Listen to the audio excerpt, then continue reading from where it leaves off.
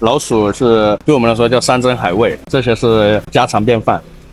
在国外做工地好不好做？今天我冒着40度的高温，跟你们来采访一位在老挝这边做工地的，我们一起来听一下他的故事。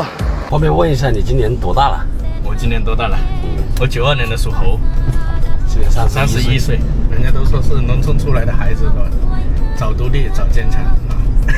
那我们就是读书读得少，毫无背景，全部靠自己。你今年来老挝第几个年头了？第9个年头了，经历了疫情，经历了不会一句老挝语。最开始过来在亲戚那里帮忙，然后后面嘛就去学着做工地，真的是从做都不会做，动都不会动的，而且老挝话都说上半句，心里面想半天，我下半句该怎么去表达，怎么去说，就直接就是带着工具就先自己干。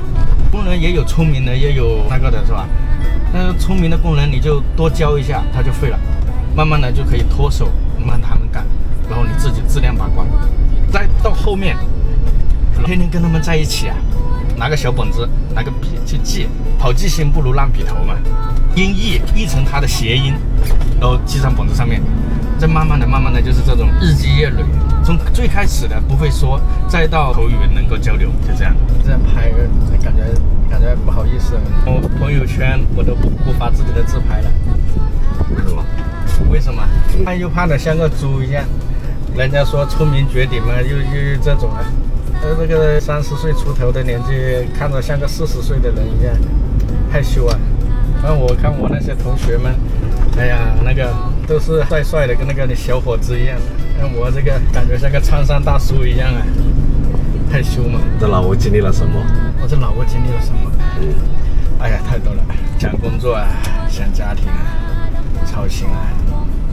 人家说老挝这边就是慢节奏生活，毕竟是要工作要挣钱养家啊，背井离乡，所以有的想的考虑的也会不同一点吧。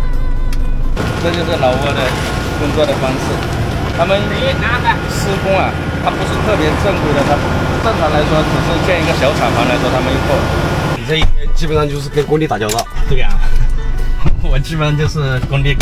我也希望就是说，下次有朋友来老挝，来南木拉邦需要混凝土的啊，请联系我，我叫阿龙，诚信可靠，保质保量，不骗人啊，还可以给你当翻译也没问题的。接下来我们该去哪？接下来下一个工地嘛，一天就这个工地那个工地跑嘛。这个也是我们中国老板投资的，就做酒店，出门在外啊，中国人跟中国人还是很团结的。我记得很深刻的一句话，这个酒店那个老板张总，他说我们中国人出门在外，这个钱不给中国人挣，给谁挣？我给谁挣都要给挣的，为什么不给中国人挣？哎呀，这个话听得心里很舒服啊。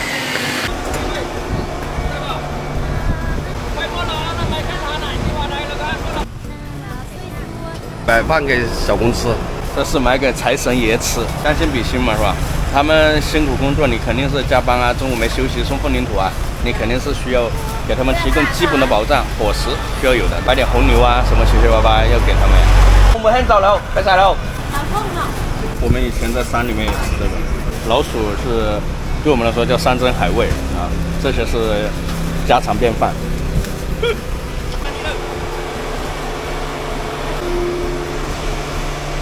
这个是财神爷做的财神爷，半成吃过老挝人，很给力。你觉得在老挝做工地最难的是什么？那老板不给钱的时候嘛，工程人嘛，人家看着很风光嘛，是吧？实际的那个逢年过节都是来要工资的。这边，例如说啊，说好的月结，你没有达到你这个月结的时候，工人闹情绪啊，甩锅啊，甚至报警来抓你啊！你去问甲方爸爸的时候，甲方爸爸，哎呀，兄弟啊，我们也难啊，哎呀，什么什么啊，他跟你一顿的说，一顿的扯，最后求爷爷告奶奶，就可能就是拿个一点点，刚刚保你发工资，然后家里的生活开销就没了。人家问做工程挣钱吗？挣钱，那挣钱钱呢？不见了，钱都压进去了，这里压点，那里压点就没了。你刚来，你不会说语言，施工或者是干什么，它不能达到你理想中的预期，你心里面的预期你达不到，你达不到呢，你会怎么想？你会中国人那个嗓门大，是吧？而且抓着就一顿吼啊！那个吼嘛，可能是你发现你心中的情绪，但是当地人哈，他不能够去理解你这个情绪来源于哪里，他只会觉得，哎，你在凶我，你对我不满，你在骂我。其实我没有骂他，他的理解，哦，你在骂我，我受气了，拜拜，不做了。刚过来的时候，语言不通，骑个摩托车，一天就是不是在找工人，就是在找工人的路上，那个路跑的，哎呀，我的个天呐！那个路可以说崎岖又打滑，爬山涉水，骑个摩托车，那摔跤是常事。这个是肉啊，骨头肉啊，摔烂了。我这个没有风筝，很牛逼了，年轻，自己现在长出来了。应该现在年轻应该还没有后遗症，看不知道以后年龄再大点会不会有后遗症。说的沙子还要自己过来看啊？有的时候你要把质把量嘛，我就要自己来看。不看原材料打出去的混凝土不行怎么办？老挝的沙子跟中国的沙子有什么区别吗？老挝的沙子干净，到处都有的取之不尽啊。价格要便宜一点吗？价格应该相对于国内要便宜点。在老挝这边做这种建筑的工人工资怎么样？老挝人现在工资一天什么都不会干的，大概20万老币，会干一点的30万起步，而且招工难。中国人在这边工资呢？中国人，就按小工大工来算的话，这中国人你做小工，我说这个我得罪很多人啊。你说中国人过来做小工，你来干什么呢？老挝工人跟越南工人其实也不贵，对不对？没必要。他说做师傅啊，有技术有能力，哎，那确实可以来。老挝差这种人才啊，这个叫人才啊，兄弟。那正常的一个月一天工资能达到多少？如果是人才嘛，肯定是不能按天算的，是吧？包月，不要跑了，人才啊。正常来说吧，应该是15000左右吧，看能力吧。我们就是说按低的来说吧，就1万起嘛，上下不等嘛。他说你规定没事做，但你工资也得照发。那肯定啊，你包月啊，你叫人家过来了，你肯定是要这样的嘛，不能说哎呀我没工程了你就走啊，有工程了你就来啊。老挝的工人好不好管理啊？取决于管理者他的心态去怎么样去放平。如果说你按照中国的那个管理者来说的话，那肯定是不好管理，因为我们中国要求的是速度，对吧？那老挝这边本来就是佛系国家，对吧？